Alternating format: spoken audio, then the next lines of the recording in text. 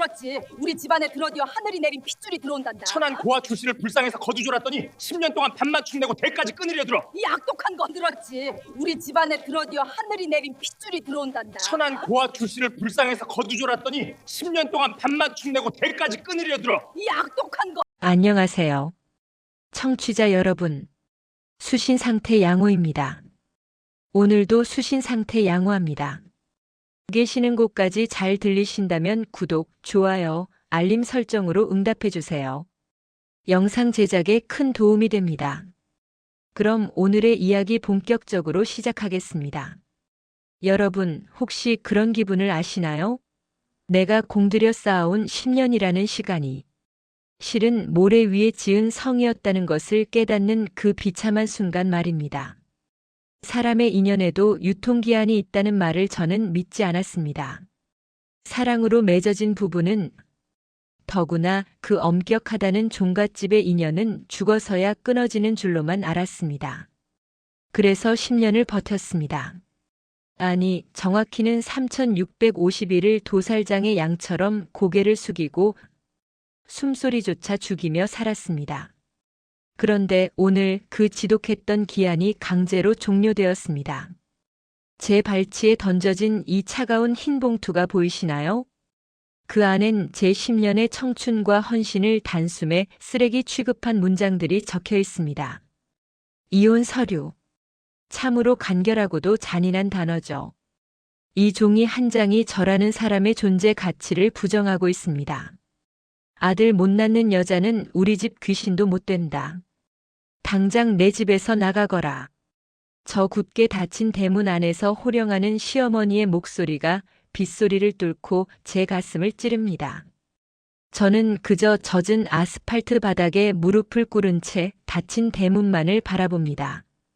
빗물이 눈 안으로 들어와 시야가 흐릿하지만 진실만은 이 빗물보다 더 차갑고 선명하게 저를 비춥니다. 과연 이 집안을 망친 게 정말 저였을까요? 대를 끊어놓은 대역죄인이 정말 저 이설아였을까요? 경기도 양평, 뼈대 굵기로 소문난 장씨 종가 청학헌.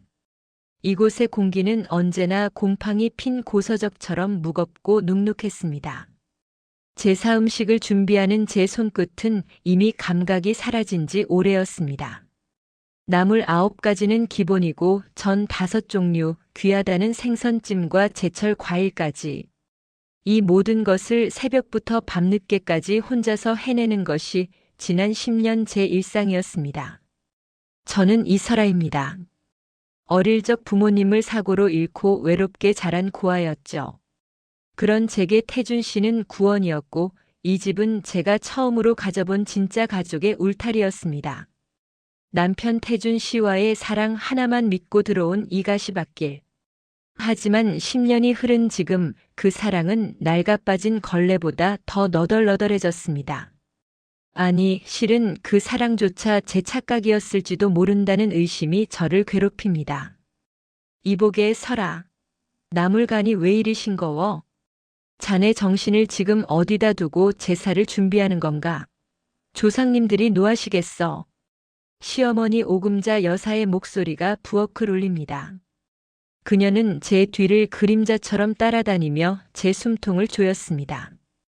칼질 하나, 그릇 놓는 소리 하나에도 그녀의 매서운 시선이 박혔죠. 사실 간이 싱거운 게 문제가 아니라는 걸 저도 알고 어머니도 알았습니다. 그녀의 분노는 오직 한 곳을 향해 있었으니까요. 죄송합니다, 어머니. 제가 다시 무치겠습니다. 소금을 조금 더 쓰겠습니다. 다시 무치면 뭐하나? 나무 뿌리가 시원찮은데 열매가 맺힐 리가 있나? 자네를 며느리로 들인 지가 벌써 10년이야. 10년을 공들였으면 이제는 사람 구실을 해야지. 우리 태준이가 무슨 죄야?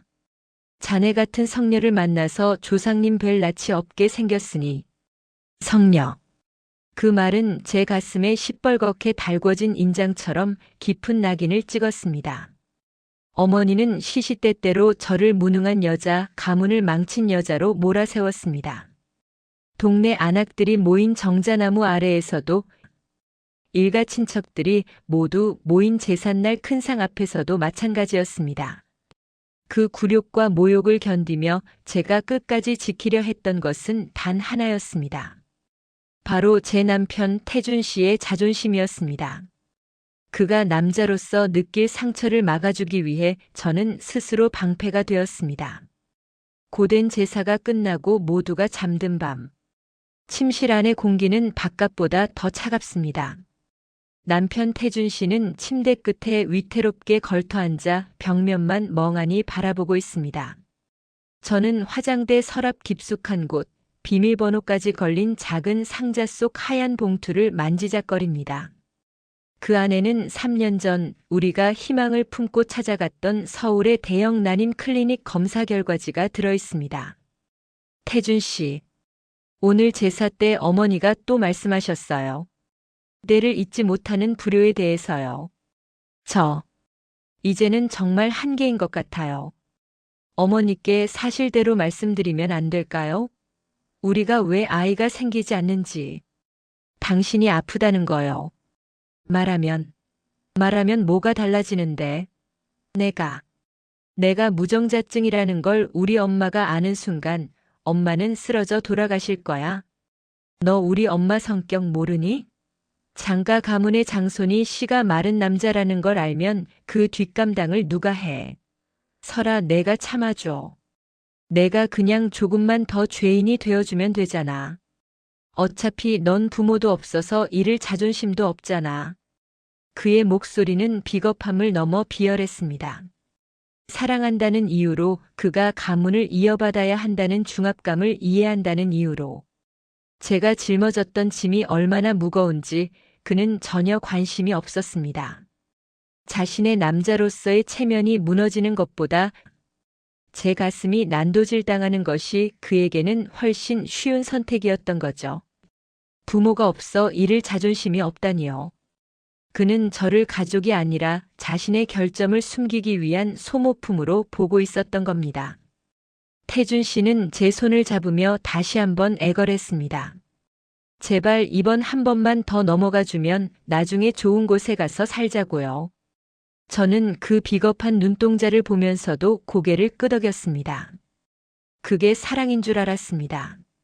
사람들은 제게 묻습니다. 아무것도 없이 쫓겨나서 어떻게 여기까지 왔느냐고. 저는 웃으며 대답합니다. 아니요, 제게는 당신들이 버린 가장 강력한 무기가 있었다고요. 그건 바로 당신들이 그토록 갈구하던, 그러나 당신들이 스스로 발로 차버린 이 집안의 진짜 핏줄이었습니다. 지금 제 눈앞엔 강남의 화려한 야경이 보석처럼 펼쳐져 있습니다. 서울 하늘 아래 제 이름으로 된 빌딩 한 채가 당당히 서 있고 사람들은 저를 에듀퀸이라 부르며 제 말 한마디에 일희일비하죠. 하지만 제 진짜 성공은 이 화려한 타이틀이 아닙니다. 지금 거실에서 평화롭게 숙제를 하고 있는 당신을 쏙 빼닮았지만 당신보다 훨씬 고귀하게 자란 저 두 아이. 민준이와 민성이가 바로 제 10년 전쟁의 승전보이자 살아있는 증거입니다. 장태준 씨, 당신이 다른 여자의 아이를 품에 안고 가짜 행복에 취해 있을 때 저는 당신의 진짜 자식들을 세상에서 가장 날카로운 칼날로 갈고 닦았습니다. 이제 그 칼날이 당신들의 심장을 겨눌 시간이 다가오고 있네요. 양평 종갓집에서 개처럼 끌려나와 서울행 버스에 몸을 실었던 그날 밤을 저는 평생 잊지 못합니다. 손에 쥔 건 빗물에 젖어 쉰내가 나는 낡은 가방 하나와 편의점에서 마감 직전에 산 유통기한 임박 샌드위치뿐이었죠. 연고 하나 없는 서울 땅 한 평. 남짓한 고시원 방에 몸을 뉘면 벽 너머 옆방 사람의 거친 숨소리까지 들려왔습니다. 종갓집 맏며느리로 살며 귀한 대접받던 10년은 하룻밤 꿈처럼 흔적도 없이 사라졌습니다. 하지만 제 몸 안에는 지울 수 없는 흔적이 자라고 있었습니다. 쌍둥이였죠. 입덧이 심해 하루에도 몇 번씩 공용 화장실로 달려가 노란 위액을 쏟아냈습니다. 그럴 때마다 옆방 사람들의 항의가 문을 두드렸고 저는 입을 틀어막고 소리 없는 눈물을 삼켜야 했습니다. 주변 사람들은 저를 미쳤다고 했습니다. 제정신이야? 남편한테 버림받고 돈 한 푼 없는 여자가 혼자서 애들을 어떻게 키워? 가서 빌든가 아니면 애를 포기하든가 해. 독한 말들이 화살이 되어 박혔지만 저는 매일 밤 제 배를 쓰다듬으며 무너지려는 마음을 다잡았습니다. 얘들아, 너희는 아빠가 버린 아이들이 아니야. 엄마가 목숨 걸고 지켜낸 기적이야. 이 엄마가 반드시 너희를 세상에서 가장 높은 곳에 세워줄게. 저는 낮에는 학원과 전단지를 돌리고 밤에는 입시 교재의 오타를 수정하는 필기 알바를 했습니다. 잠은 하루에 3시간. 눈이 충혈되어 터질 것 같아도 찬물로 세수를 하며 뇌를 깨웠습니다. 배가 불러오자 학원가에서는 저를 불결한 미혼모 취급하며 꺼려했습니다. 그때 저는 깨달았습니다. 구걸에서는 아무것도 얻을 수 없다는 것을요. 누가 나를 고용해 주길 기다리는 게 아니라 내가 직접 꼭대기에 서서 그들이 나를 찾게 만들어야 한다는 사실을 말입니다. 출산 예정일 일주일 전까지도 저는 강단에 서서 침을 튀기며 강의했습니다. 임산부라는 편견을 깨기 위해 남들보다 3배는 더 큰 목소리로 3배는 더 치밀한 자료로 승부했죠. 강의실 뒤편에서 첫 진통이 시작되었을 때 저는 비명을 참으며 마지막 문법 공식 하나를 칠판에 적고 내려왔습니다. 학생들이 나간 뒤 텅 빈 교실 바닥에 주저앉아 배를 움켜쥐고 홀로 택시를 불렀습니다. 보호자 사인 하나 해줄 사람 없는 차가운 수술대 위에서 민준이와 민성이가 태어났습니다. 아이들의 첫 울음소리를 듣는 순간 제 가슴 속 응어리졌던 한은 녹아내린 게 아니라 세상에서 가장 단단한 다이아몬드로 결정화되었습니다. 이 아이들을 지키기 위해서라면 저는 기꺼이 악마가 되어 세상을 씹어 삼킬 준비가 되어 있었습니다. 학부모님, 제 강의는 단순히 지식을 전달하는 게 아닙니다. 아이의 미래를 설계하는 정밀한 수술이죠. 저를 믿지 못하신다면 지금 나가셔도 좋습니다. 제 대기 명단은 이미 내년까지 꽉 차 있으니까요. 10년이 지난 지금 저는 대치동에서 가장 영향력 있는 학원장입니다. 제 입에서 나오는 말 한마디에 대학 합격선이 요동치고 고위 관직자들조차 제 상담 시간을 잡기 위해 비서관을 보냅니다. 저는 더 이상 양평에 순진했던 이설아가 아닙니다. 철저하게 숫자로 계산하고 감정을 도려낸 자리에 오직 결과만을 채워넣는 에듀퀸입니다. 제 아이들은 대한민국 0.1%의 환경에서 자랐습니다. 최고급 승마 교육과 해외 캠프, 부족함 없는 사랑. 아빠라는 빈자리가 느껴질 틈도 없이 풍족하게 채워주었죠. 하지만 아이들의 얼굴을 볼 때마다 제 심장이 서늘하게 얼어붙는 건 어쩔 수 없었습니다. 민준이는 태준 씨의 그 오만한 눈매를, 민성이는 태준 씨의 가식적인 웃는 인매를 너무나 똑같이 닮아 있었기 때문입니다. 당신이 부정하고 버린 그 핏줄이 내 품에서 이렇게나 완벽하게 자라났습니다. 어느 화창한 화요일 오후였습니다. 창밖의 햇살은 눈부시게 부서졌지만 제 학원 상담실 안은 얼음처럼 차가운 긴장감이 감돌았습니다. 비서가 VIP 상담 예약 명단을 제 책상 위에 올렸을 때 제 심장은 잠시 박동을 멈췄습니다. 장태준 대표 부인 한유라. 그 이름 석자를 보는 순간 제 손에 들려있던 본차이나 찻잔이 미세하게 떨리며 찬물이 흔들렸습니다. 10년 전 비 내리는 양평의 진흙탕 속에서 제 남편을 가로채고 저를 성녀라 부르며 비웃었던 그 여자가 제 발로 저를 찾아온 것입니다. 저는 상담실로 들어가기 전 화장실 거울 앞에서 제 모습을 다시 한번 점검했습니다. 완벽하게 세팅된 머리, 한치의 흐트러짐도 없는 실크 블라우스, 그리고 감정을 철저히 도려낸 서늘한 눈빛. 거울 속의 저는 더 이상 울먹이며 빌던 그 시절의 이설아가 아니었습니다. 비겁하게 피할 이유가 없었습니다. 아니, 오히려 이 순간을 위해 제가 10년의 세월을 독을 품으며 살아왔는지도 모릅니다. 어서 오세요, 장도윤 학생 어머니. 대치동까지 오시느라 고생 많으셨습니다. 제가 이설아 원장입니다. 상담실 소파에 거만하게 앉아있던 한유라는 예전보다 훨씬 화려해 보였습니다. 온몸을 샤넬과 에르메스로 휘감고 손가락에는 눈이 멀 것 같은 다이아몬드 반지를 끼고 있었죠. 하지만 그녀의 눈빛에는 감출 수 없는 초조함과 허영심이 서려 있었습니다. 그녀는 제 얼굴을 똑바로 보고도 전혀 알아보지 못했습니다. 그도 그럴 것이 10년 전 빗물에 젖어 진흙투성이로 쫓겨나던 그 비참한 여자와 대한민국 사교육계의 정점에 서서 학부모들을 호령하는 에듀퀸을 같은 인물로 상상이나 했겠습니까? 그녀에게 저는 그저 자신의 아들을 명문대에 보내줄 유능한 도구일 뿐이었습니다. 원장님 명성은 익히 들었어요. 저희 도윤이가 장씨 가문의 유일한 종손이라 집안 어른들의 기대가 아주 크거든요. 남편이 제2테크 장태준 대표인데 애 교육에 들어가는 돈은 얼마든지 써도 좋다고 신용카드를 아예 맡겼답니다.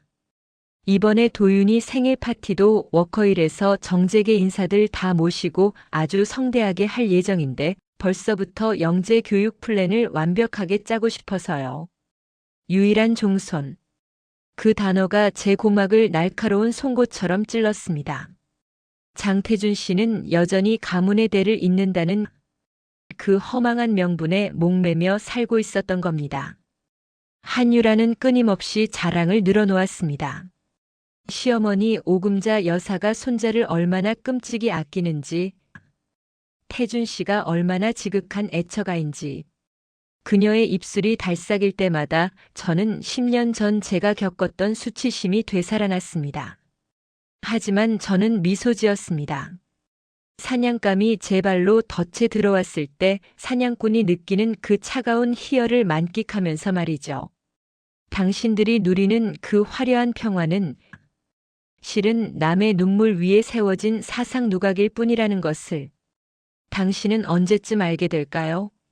아드님 도윤이가 아버지를 많이 닮았나 보네요. 장태준 대표님은 워낙 총명하기로 유명하시니까요.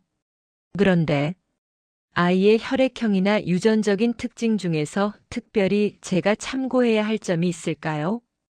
영재 교육은 기질을 파악하는 게 우선이라서요. 아, 그럼요. 남편이랑 아주 판박이에요. 특히 고집 센 건 아빠를 꼭 빼닮았죠. 아, 원장님. 이건 비밀인데. 우리 시어머니가 도윤이만 보면 돌아가신 시아버님이 환생한 것 같다고 매일 우신다니까요. 아, 그리고 원장님도 시간 되시면 생일 파티에 꼭 오세요. 제가 VIP 초대장 따로 챙겨드릴게요. 강남에서 내로라 하는 사모님들 다 오시니까 원장님 사업에도 인맥 쌓기 좋으실 거예요. 그녀는 제게 독이 든 성배를 웃으며 건넸습니다. 초대장. 그래요. 당신들이 정성껏 차려놓은 그 화려한 잔치상을 단숨에 엎어버리기에 이보다 완벽한 초대권은 없을 겁니다.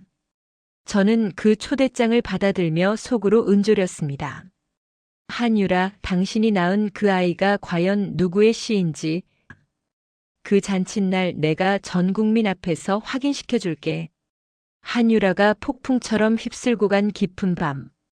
저는 퇴근 후 거실 소파에 앉아 아이들이 숙제하는 모습을 가만히 지켜보았습니다. 민준이가 문득 고개를 들어 제 눈을 보며 묻더군요. 엄마, 오늘 기분이 왜 그렇게 좋아 보여요? 무슨 좋은 일 있었어요? 저는 민준이의 머리를 부드럽게 쓰다듬었습니다. 하지만 제 손끝은 차갑게 식어 있었죠. 응, 민준아. 엄마가 아주 중요한 손님을 만났어. 조만간 우리 민준이랑 민성이랑 같이 아주 멋진 곳에 갈 거야. 너희가 이 세상 그 누구보다 당당하고 귀한 존재라는 걸 저 무지한 사람들에게 증명하러 가는 날이란다. 민준이와 민성이는 영문도 모른 채 서로를 보며 환하게 웃었습니다.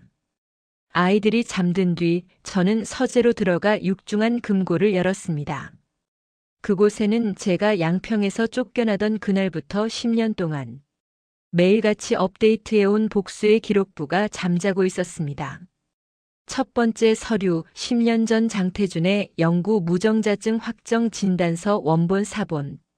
두 번째 서류, 당시 장태준이 술에 취해 작성했던 냉동 정자 보관 및 사용 동의서.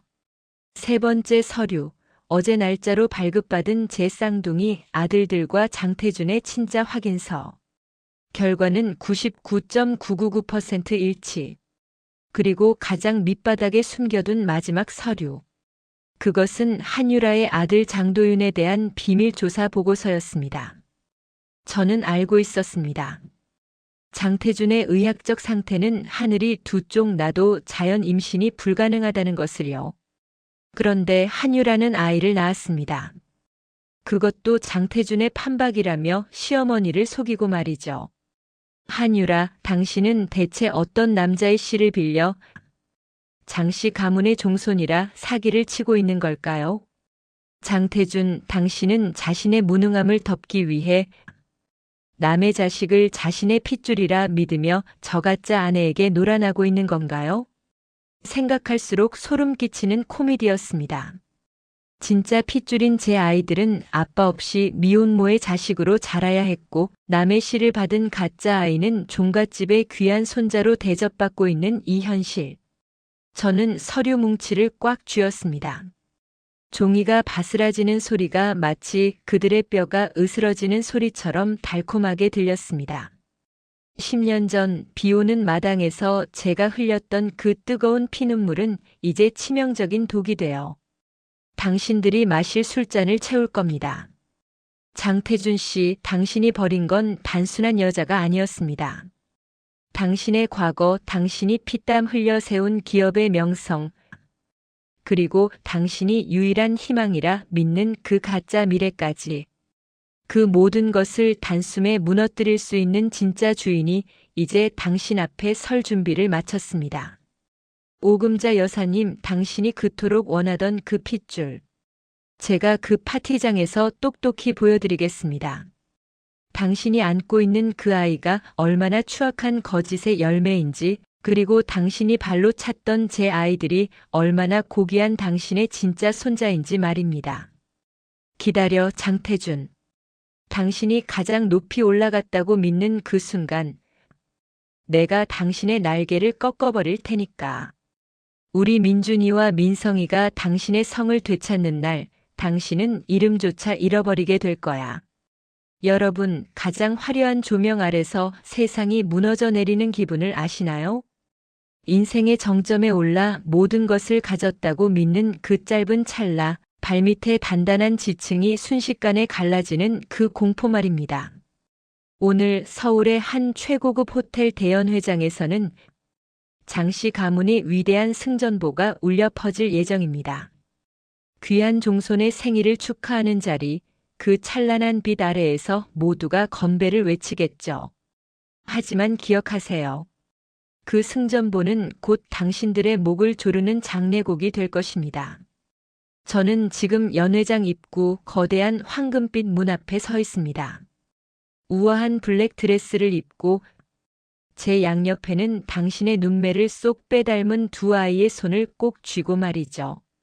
저 문을 열면 당신들이 쌓아 올린 가짜 낙원이 펼쳐져 있겠지요. 장태준 씨, 그리고 오금자 여사님. 10년 전 비바람 치던 마당에서 저를 밀어냈던 그 잔인한 손으로 오늘은 누구를 축복하고 계신가요?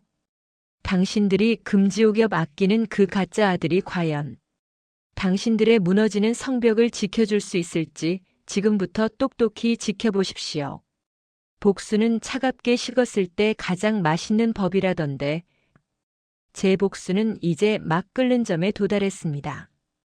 연회장 안은 그야말로 별천지입니다. 대한민국의 정재계 인사들이 총출동했군요. 벽면은 수천 송이의 생화로 도배되었고 은은한 백합 향이 코끝을 찌릅니다. 중앙에는 장가 가문의 축복, 장도윤 군 생일 파티라고 적힌 거대한 금색 현수막이 걸려 있습니다. 장태준 씨는 이제 어엿한 IT 기업의 대표로서 맞춤 수트를 입고 오만한 풍채로 손님들의 찬사를 만끽하고 있네요. 그 곁에는 제 자리를 찬탈하고 안주인 행세를 하는 한유라가 보입니다. 세상에서 가장 우아하고 행복한 아내의 가면을 쓴 채 말이죠. 우리 도윤이가 장씨 가문의 기둥입니다. 장 대표를 어쩜 저렇게 쏙 빼닮았는지 벌써부터 눈빛이 예사롭지 않아요. 손님들이 던지는 영혼 없는 칭찬에 시어머니 오금자 여사의 어깨는 하늘 높은 줄 모르고 솟구칩니다. 그녀는 수백만 원짜리 비단 한복을 차려입고 황금 자수를 박은 고운 한복을 입고 있는 도윤이를 마치 황새손이라도 되는 양 자랑스러워하고 있습니다. 10년 전 저를 성녀라 부르며 빗속으로 내던지고 지팡이로 제 등을 내리치던 그 거친 손으로 말입니다. 하지만 제 눈에는 당신들의 파멸이 보입니다. 장태준 씨, 당신의 여유로운 웃음 뒤에 숨겨진 그 불안한 눈동자를 제가 모를 줄 알았나요? 한유라, 당신의 그 완벽한 미소 뒤에 감춰진 초조한 손떨림을 제가 놓쳤을 것 같습니까? 당신들은 본능적으로 감지하고 있을 겁니다. 이 평화가 얼마나 위태로운 거짓말의 늪 위에 세워진 것인지 말이죠. 무정자증을 완치했다는 태준 씨의 새빨간 거짓말, 그리고 그 거짓말을 방패 삼아 남의 씨를 받아들인 한유라의 대담한 도박. 그 추악한 도박의 결말이 이제 제 손끝에서 시작됩니다. 드디어 문이 열렸습니다.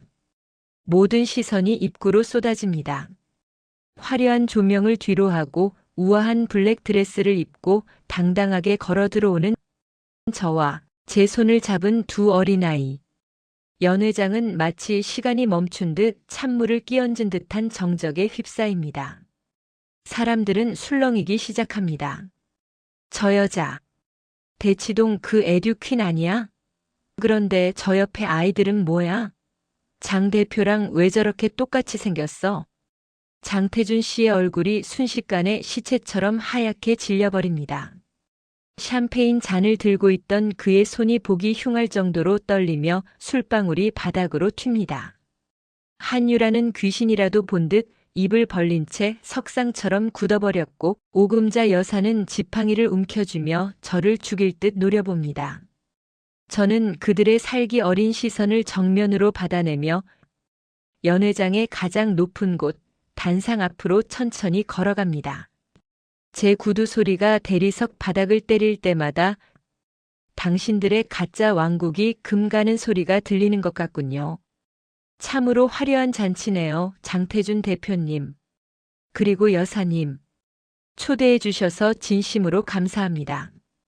장도윤 군의 생일 파티인데 이 집안의 진짜 핏줄인 우리 아이들이 빠지면 도의가 아니지 않겠습니까? 자, 민준아, 민성아. 인사해라. 저분이 너희를 잉태하게 한, 그러나 너희를 버린 아버지 되시는 분이다. 민준이와 민성이가 맑은 눈으로 태준 씨를 올려다봅니다. 태준 씨의 어린 시절 사진을 그대로 복사해 붙여놓은 듯한 그 얼굴들을 마주한 순간 연 회장 곳곳에서 경악 섞인 비명이 터져나옵니다. 이것은 그 어떤 증명서보다 확실한 유전자의 증거입니다. 당신이 그토록 부정하고 싶었던 당신의 살아있는 조각들이죠. 가장 먼저 정신을 차린 오금자 여사가 악을 쓰며 소리를 지릅니다. 이 요망한 년, 여기가 어디라고 감히 발을 들여? 경호원들 뭐해? 당장 저 미친년과 근본 없는 애새끼들을 끌어내지 않고 가만히 계세요, 여사님. 제가 제 발로 나갈 때는 당신들이 10년간 쌓아 올린 모든 것이 제가 되어 흩어진 뒤가 될 테니까요. 저는 가방에서 두꺼운 서류 봉투를 꺼내 단상 위 화려한 케이크 옆에 내던졌습니다. 공들여 쌓은 3단 케이크가 흔들리며 도윤이라는 이름이 적힌 초콜릿 장식이 바닥으로 떨어져 짓밟힙니다. 마치 오늘 이후 당신들이 맞이할 운명처럼 말이죠. 이 봉투 안에는 당신들이 죽어도 숨기고 싶었던 3가지 진실이 들어있습니다. 첫째, 10년 전 장태준 씨가 영구 무정자증 판정을 받았다는 대학병원의 조작 불가능한 진단서 원본. 둘째, 제가 10년 전부터 법적으로 보호하며 보관해온 장태준 씨의 냉동 정자로 태어난 제 쌍둥이 아들들의 친자 확인서. 그리고 셋째, 오늘 이 잔치의 주인공인 장도윤 군과 장태준 씨의 친자 관계가 0%라는 단 0.001%의 오차도 없는 유전자 검사 결과지입니다. 한유라의 얼굴에서 모든 색깔이 가십니다. 그녀는 비명을 지르며 제 서류를 찢으려 달려들었지만 저는 이미 마이크를 손에 쥐었습니다. 호텔 내부의 고성능 스피커를 통해 제 목소리가 연 회장은 물론 복도에서 대기하던 기자들의 귀에까지 비수처럼 꽂힙니다. 장태준 대표님, 당신은 가문의 대를 잇겠다는 허울 좋은 명분으로 저를 성녀라 속여 길바닥으로 내쫓았습니다. 하지만 진실은 당신이 씨 없는 나무였다는 것이죠. 그런데 어떻게 저 아이가 당신의 아들일 수 있습니까? 한유라 씨, 당신은 대체 어떤 남자의 씨를 받아와 장씨 가문의 종손이라 사기를 치고 이 눈먼 노인네의 앞길을 가로막은 겁니까? 연 회장은 순식간에 아수라장이 되었습니다. 오금자 여사는 뒷목을 잡으며 휘청거리다 바닥에 주저앉았고 태준 씨는 광기 어린 눈으로 한유라의 멱살을 잡고 울부짖습니다. 유라 너, 이게 사실이야? 내 아들이라며. 나랑 똑같이 닮았다며 매일 속삭였잖아. 이 구미호 같은 년이 나를 속여. 한유라는 바닥을 긁으며 실성한 듯 웃어젖힙니다. 하하, 당신이 무능한 걸 나더러 어쩌라고. 어머니가 손주 안 데려오면 당장 이혼시키겠다는데 내가 무슨 수로 애를 만들어 와. 당신이 남자 구실 못한 걸 왜 나한테 지랄이야. 저는 그 추악하고 비겁한 인간들의 광경을 차갑게 내려다보며 민준이와 민성이의 귀를 가려주었습니다. 보여주고 싶지 않았던 어른들의 더러운 민낯이었지만 이것이 아이들이 제 이름을 찾고 세상 앞에 당당히 서기 위해 반드시 거쳐야 할 관문이었습니다. 오금자 여사가 기어와 제 구두 끝을 잡으며 비굴하게 매달립니다. 서라. 아니 아가. 내가 눈이 멀었었다. 내가 천벌을 받을 짓을 했어. 저 아이들이, 저 귀한 아이들이 내 진짜 손주란 말이지. 아이고 조상님 죄송합니다. 내 강아지들 할미한테 좀 오너라. 저는 그녀의 쭈글쭈글한 손을 단호하게 뿌리쳤습니다. 할머니라고요? 10년 전 빗속에서 제 아이들을 배에 품은 저를 발로 차며 내쫓던 그 잔인한 할머니 말인가요? 당신의 손주는 저기 울고 있는 가짜 아이 하나뿐입니다. 제 아이들은 이제 장씨 가문의 유일하고 정당한 상속자로서 당신들이 가진 모든 것을 법적으로 회수할 겁니다. 당신이 그토록 목숨처럼 아끼던 이 호텔 지분도 양평의 종가집도 말이죠.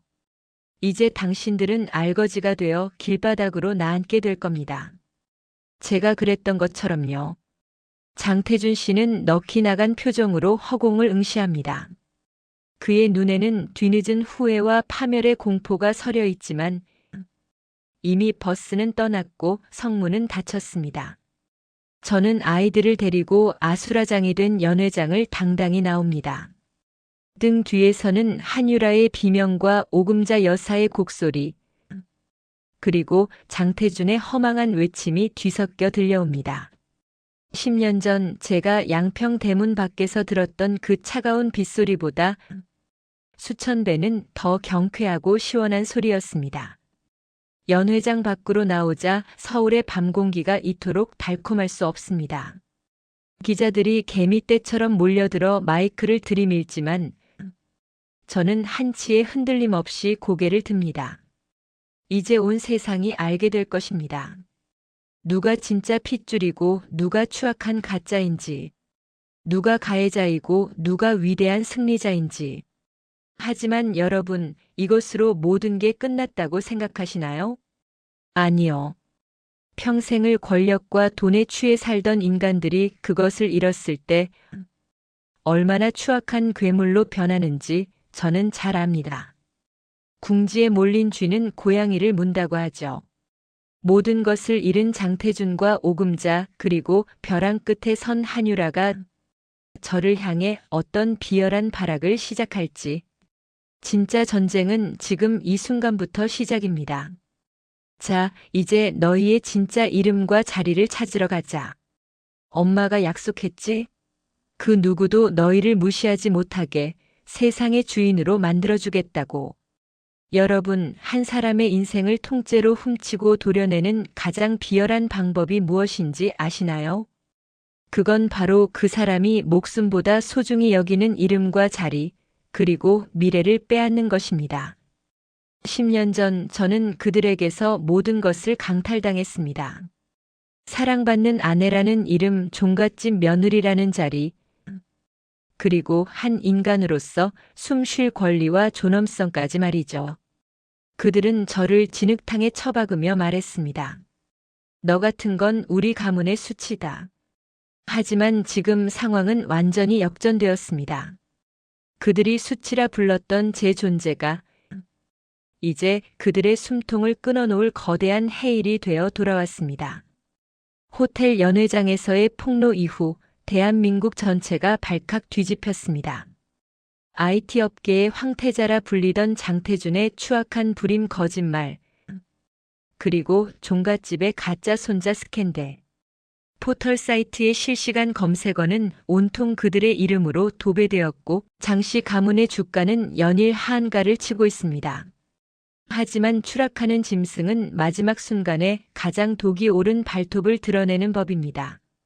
모든 것을 잃고 벼랑 끝에 선 그들이 이제 제 아이들을 향해 인생 마지막 발악을 시작했습니다. 내 핏줄이니 내가 데려가겠다는 장태준의 뻔뻔한 선전포고. 과연 그가 원하는 것이 정말 끊어진 핏줄에 대한 부성애일까요? 아니요. 그는 무너진 자신의 제국을 재건하기 위한 마지막 부품으로 제 아이들을 탐내고 있는 겁니다. 폭로의 밤이 지나고 일주일이 흘렀습니다. 대치동의 제 집무실은 여느 때와 다름없이 고요하고 우아합니다. 하지만 제 책상 위에는 아주 고약한 냄새가 나는 종이 한 뭉치가 놓여 있네요. 장태준 측 변호인단이 보낸 친자인지 및 양육권 지정 청구 소송. 자신의 치부인 무정자증과 아내의 외도 사실이 전 국민 앞에 까발려진 마당에 그는 도대체 어떤 낯짝으로 이런 서류를 보낸 걸까요? 그는 철저하게 계산적인 인간입니다. 가짜 손자 도윤이가 남의 자식임이 밝혀진 이상 이제 그에게 남은 유일한 동아줄은 제 쌍둥이뿐입니다. 종가 소유의 수천억대 부동산과 경영권을 방어하려면 반드시 장씨 성을 가진 후계자가 필요하니까요. 10년 전 아이를 못 낳는다며 저를 빗속으로 걷어찼던 그 발로 이제는 제 아이들의 인생에 무단 침입하려 합니다. 부성애라는 탈을 쓰고 말이죠. 하지만 장태준 씨, 당신은 아주 큰 착각을 하고 있습니다. 당신이 허송세월하며 가짜 행복에 취해 있을 때 저는 당신을 파멸시킬 모든 시나리오를 완성했습니다. 제가 지난 10년 동안 키운 건 아이들뿐만이 아닙니다. 당신의 목줄을 단숨에 끊어버릴 수 있는 거대한 정보망과 힘을 키웠죠. 당신이 법의 이름을 빌려 제 아이들을 탐낸다면 저 또한 법의 이름으로 당신이 가진 모든 것을 잿더미로 만들어드리겠습니다. 전쟁은 이제부터가 진짜입니다. 서울가정법원 조정실 안의 공기는 질식할 듯 무거웠습니다. 10년 만에 정식으로 마주 앉은 우리는 이제 부부가 아닌 서로의 심장을 겨누는 적이었습니다. 제 맞은편에는 불과 일주일 만에 폭삭. 늙어버린 수척한 장태준과 눈이 벌겋게 충혈되어 도끼를 뿜어내는 오금자 여사가 앉아 있습니다. 한유라는 이미 이혼 소송과 사기 혐의로 고소당해 자취를 감췄다고 하더군요. 설아. 아니, 이 원장. 내가 정말 죽을 죄를 졌어. 그때는 내가 너무 철이 없었고 우리 엄마 기세에 눌려 제정신이 아니었어. 하지만 민준이랑 민성이는 내 핏줄이잖아. 장간의 종손들이라고. 애들을 위해서라도 이런 천박한 강남 바닥보다는 공기 좋은 양평 종가에서 귀하게 키우는 게 장래를 위해 좋지 않겠어? 내가 최고의 교육을 보장할게. 그래, 아가. 내가 눈이 삐었었다. 빌라면 빌고 지지라면 지지마. 하지만 종가 선산이랑 빌딩들, 그거 다 누구 주겠니? 너한테 줄 순 없어도 애들한테는 줄 수 있어. 내가 애들만 우리 집 호적에 올려주면 내가 내 개인 재산 절반을 지금 당장 증여하마. 응? 제발 우리 가문 씨만은 말리지 말아다오. 저는 그들의 추악한 거래 제안을 들으며 실소를 금치 못했습니다. 재산? 가문? 대물림? 당신들에게 자식은 그저 가문을 지탱하는 장식품이자 성벽을 쌓는 벽돌일 뿐이군요. 10년 전 저를 버릴 때나 지금 제 아이들을 뺏으려 할 때나 당신들의 머릿속엔 오직 이기심과 탐욕뿐입니다. 여사님, 장태준 씨, 착각하지 마세요. 제 아이들은 당신들의 썩은 재산을 이어받기 위해 태어난 게 아닙니다. 당신들이 성렬하며 침뱉어 내쫓았던 제 몸에서 당신들이 근본 없다며 조롱했던 제 처절한 의지로 피어난 기적입니다. 당신들의 그 더러운 돈과 가짜 권력으로 제 아이들의 영혼을 살 수는 없습니다. 꿈 깨세요. 태준 씨는 제 완강한 거절에 결국 본색을 드러냈습니다. 국내 유수의 로펌 변호사들을 동원해 제 미혼모 시절의 과거를 공격하기 시작하더군요. 경제적으로 무능했던 시절 고시원을 전전하며 아이들을 방치했다. 복수심에 불타는 엄마의 양육은 아이들의 정서에 해롭다. 참으로 비열하고 장태준다운 전략이었습니다. 하지만 저는 그가 더 깊은 늪으로 빠지길 기다렸을 뿐입니다. 저는 조용히 서류 가방에서 USB 하나와 두꺼운 장부 뭉치를 꺼내 조정위원 앞에 내려놓았습니다. 한유라가 잠적하기 전 자신의 형량을 줄여주는 조건으로 제게 넘긴 제2테크의 조직적인 비자금 조성 장부와 오금자 여사의 명예 신탁 부동산 투기 리스트였습니다. 이걸 보시고도 양육권 소송을 계속하시겠습니까? 여사님 명의로 된 양평 땅들. 사실은 종중 재산을 횡령해 사들인 작물이더군요. 그리고 장태준 대표님 회사 공금을 유령 직원을 통해 빼돌려 비자금을 관리해온 내역까지 여기 상세히 적혀 있습니다.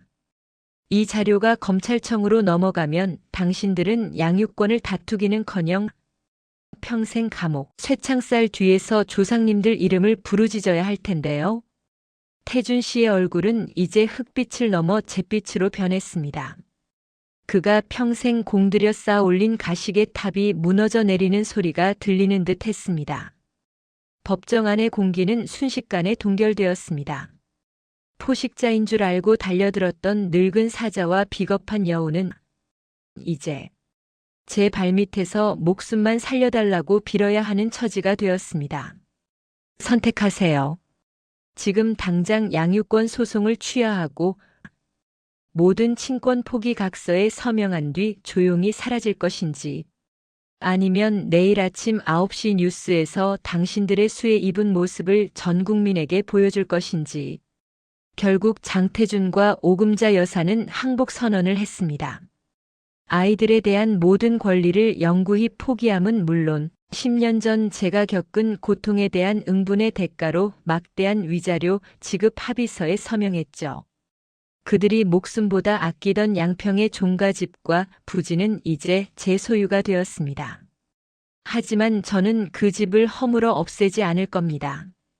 오히려 그 낡고 폐쇄적인 공간을 허물고 저처럼 상처받은 미혼모들과 홀로 아이를 키우는 여성들을 위한 희망센터로 개조할 생각입니다. 모든 법적 절차가 마무리되고 법원 정문을 나서는 순간 가을 하늘은 눈이 시리도록 푸르고 높았습니다. 주차장에서 기다리던 민준이와 민성이가 저를 보고 환하게 웃으며 달려와 제 품에 안깁니다. 아이들의 따뜻한 체온과 보드라운 살결이 제 가슴 속에 오랫동안 뚫려있던 차갑고 시린 구멍을 완벽하게 메워주는 것을 느꼈습니다. 엄마, 이제 정말 끝난 거야? 이제 그 무서운 사람들이 우리 안 괴롭혀? 저는 아이들의 맑은 눈을 하나하나 맞추며 세상에서 가장 행복한 미소를 지어주었습니다. 그래, 얘들아. 이제 아무도 너희를 뺏어갈 수 없어. 우리는 이제 누구의 아들이 아닌 오직 너희 자신의 이름으로 살아가게 될 거야. 엄마가 끝까지 지켜줄게. 10년 전 빗속에서 꽃인 한 짝을 잃어버린 채 쫓겨나던 비참한 이설아는 이제 어디에도 없습니다. 저는 더 이상 누군가의 아내로 평가받지 않고 종갓집의 대를 잇는 기계로 취급받지 않습니다. 저는 제 아이들의 유일한 보호자이자 제 인생의 온전한 지배자인 이설아로 당당히 서 있습니다. 진정한 복수는 상대를 파멸시키는 것에서 멈추는 것이 아니라 그들이 감히 상상할 수 없는 높이에서 완벽하게 행복해지는 것임을 저는 오늘 비로소 깨달았습니다. 인생의 모든 어둠을 몰아냈다고 믿었습니다. 하지만 세상은 그리 호락호락하지 않더군요. 제가 지어 올린 희망의 성체 위로 또 다른 그림자가 드리우기 시작했습니다. 장태준과 오금자가 몰락한 자리, 그 빈틈을 노리고 나타난 더 거대한 포식자. 그리고 10년 전 제 남편을 유혹했던 한유라의 등 뒤에 숨어있던 진짜 흑막이 서서히 정체를 드러냅니다. 이설아, 내가 가진 그 모든 것이 정말 내 것이라고 생각하니? 정체 모를 한 통의 전화와 함께 제 아이들의 생명을 위협하는 또 다른 전쟁이 시작되려 합니다. 이번엔 돈과 명예를 넘어선 목숨을 건 최후의 결전입니다. 장씨 가문의 몰락은 그저 시작일 뿐이었습니다. 여러분, 인생에서 가장 무거운 짐이 무엇인지 아시나요? 그건 바로 내가 지켜온 신념이 뿌리째 흔들릴 때 마주하는 절망입니다. 장태준을 무너뜨리고 장씨 가문의 성벽을 허물었을 때 저는 승리자인 줄 알았습니다. 하지만 그 폐허 위로 돋아난 것은 복수의 꽃이 아니라 10년 전부터 설계된 거대한 음모의 가시덤불이었습니다. 제 아이들 민준이와 민성이, 장태준의 정자로 태어난 줄 알았던 내 아이들이 사실은 대한민국 권력의 정점인 강석주 의원의 핏줄이라는 폭로.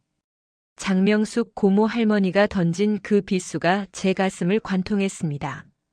복수의 대상이 바뀌었고 게임의 판도는 이제 가문을 넘어 국가의 운명을 쥐고 흔드는 권력자들과의 사투로 번졌습니다. 오늘 저는 이 추악한 핏줄의 연대기를 제 손으로 영원히 끊어내려 합니다. 서울 근교의 비밀 요정. 차기 대권 주자로 불리는 강석주 의원이 제 앞에 앉아 있습니다. 그는 장태준과는 비교도 할 수 없을 만큼 단단하고 서늘한 아우라를 뿜어냅니다. 그의 눈빛은 마치 모든 것을 알고 있다는 듯 여유로웠고 그 여유가 저를 더 미치게 만들었죠. 이설아 원장. 아니, 이제는 이 사태를 어떻게 불러야 할까? 내 아이들을 10년이나 키워준 은인이라고 해야 하나? 장명숙 고모님께 얘기 들었겠지. 민준이와 민성이는 장태준처럼 나약한 인간의 씨가 아니야. 내 야망과 지력을 그대로 물려받은 내 아들들이지. 아들? 10년 동안 존재조차 몰랐던, 아니, 당신의 정치적 성공을 위해 장명숙과 짜고 타인의 자궁을 빌려 은밀하게 배양한 실험체겠지. 당신한테 그 아이들이 인간으로 보이긴 하나? 당신의 완벽한 가계도를 완성할 마지막 퍼즐 조각일 뿐이잖아. 말이 심하군. 나는 그 아이들에게 대한민국 최고의 자리를 물려줄 생각이야. 내 호적에 올리고 장차 이 나라를 이끌 제목으로 키울 거다. 이 원장, 당신도 이제 그만 고집 피워. 당신이 아무리 에듀퀸이라 불려도 국가 권력이라는 거대한 바퀴 앞에서는 먼지에 불과해. 아이들을 내놓고 당신은 그의 합당한 보상을 받아 떠나면 돼. 그의 제안은 달콤한 독약이었습니다. 하지만 저는 압니다. 그가 말하는 최고의 자리란 아이들의 영혼을 말려 죽이는 황금 감옥일 뿐이라는 것을. 제 아이들을 자신의 정치적 도구로 쓰려는 그 눈빛에서 저는 10년 전 장태준보다 더 추악한 괴물을 보았습니다. 강석주를 만나고 돌아온 길, 저는 10년 전 그 병원의 간호사였던 박은혜 씨를 찾아갔습니다. 장명숙과 강석주가 지워버리려 했던 그날의 유일한 생존 증거였죠. 낡은 임대 아파트에서 만난 그녀는 공포에 질려 있었습니다. 말 안 하려고 했어요. 말하면 죽인다고 했단 말이에요. 원장님이 그날 장태준 씨 정자가 아니라 보관된 다른 정자를 꺼내오는 걸 봤어요. 서류는 이미 다 조작되어 있었고, 저는 시키는 대로만 했어요. 그런데 설아 씨, 정말 무서운 건 그게 아니에요. 그게 무슨 소리예요? 다른 게 더 있다니요? 강석주 의원. 그 사람 정자도 아니었어요. 장명숙 씨가 가져온 건 장씨 가문의 시조라고 불리는 오래전 냉동 보관된 광기 어린 독재자의 정자였어요.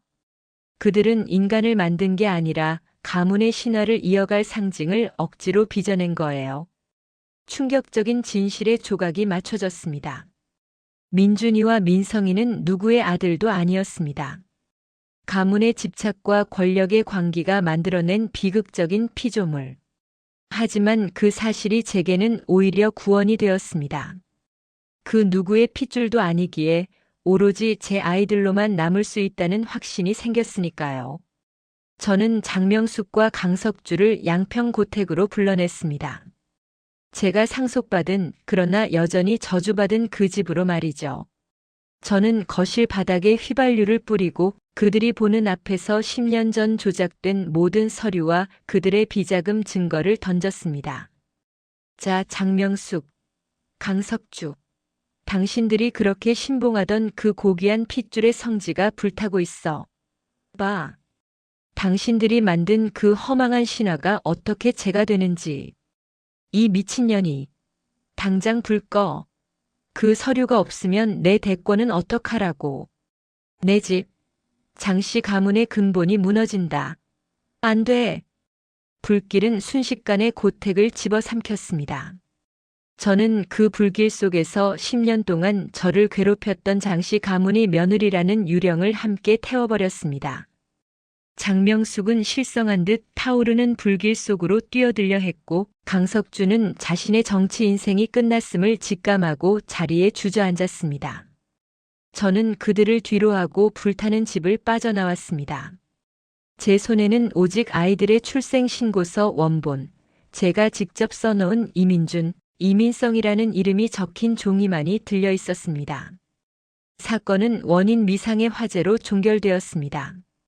강석주는 비자금과 권력 남용 혐의가 드러나 정계를 은퇴했고, 장명숙은 정신병원에 입원했습니다. 장태준은 이미 도박과 빚에 쫓겨 해외로 도주한 지 오래였죠. 이제 세상 어디에도 장씨 가문의 복수는 존재하지 않습니다. 저는 아이들과 함께 바다가 보이는 작은 마을로 내려왔습니다. 화려한 강남의 에듀퀸 타이틀도 버렸습니다. 그저 아이들의 숙제를 도와주고 함께 모래성이나 싸는 평범한 엄마로 돌아왔습니다. 민준아, 민성아.